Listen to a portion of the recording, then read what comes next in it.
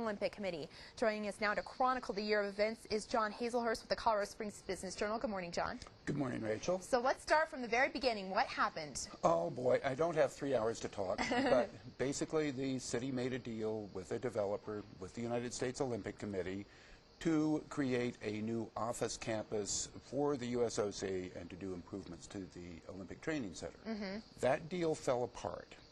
That deal fell apart because in March we revealed that the developer, Ray Marshall, had what we called a landslide of legal problems. There were other things. There was the collapsing economy, and it made it impossible for the deal to go forward. Then there were months and months of revelations, of charges. The mayor was charged with ethics violations, as you might recall, and many things of this nature. And finally the deal was put back together, and the city mortgaged the police operations center and a fire station and gave the USOC about $32 million. This, as you may recall, Rachel, did not meet with the favor of the voters and the taxpayers. Right, okay. And in November, the taxpayers overwhelmingly turned down a proposed tax increase.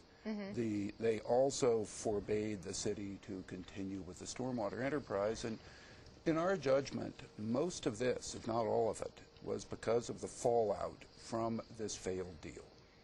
People now perceive that the city was competing with itself. The USOC had indicated that unless it got a sizable payment, they would leave town and take all the jobs and the prestige with them. But they had nowhere to go.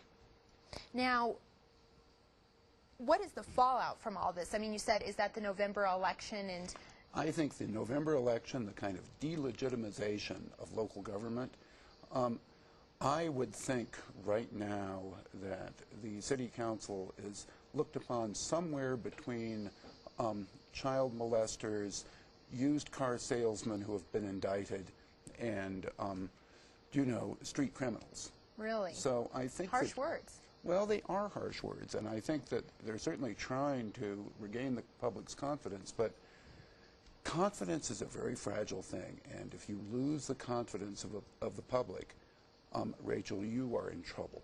You cannot govern. So where does everything go from here? I mean, what's next? Well, what's next is that the USOC is going to move into their building this spring. Things will quiet down. Deals are done. What's past is past. The city will move on.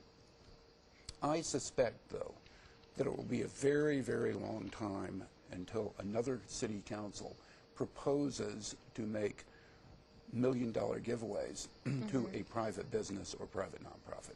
Right. And this was celebrated in the beginning as such a great accomplishment, so it's interesting to see how it's turned out. Well, that was then, this is now. I think it was a 2006 deal.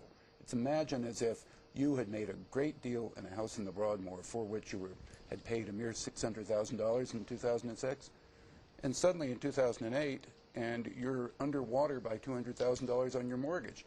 You don't think you're so smart anymore. Right. Well, unfortunately, the city went right ahead with their 2006 deal and, in effect, bought the USOC for, well, it depends on how you value the deal, but let's call it a $32 million deal, when they could have gotten it much more cheaply. Okay. And for more on this, what can somebody do?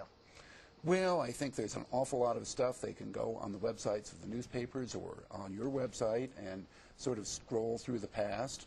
But, you know, we're into a new year, so hopefully better things will happen. All right. Thank you, John. As always, we appreciate you being here. Rachel, thank you.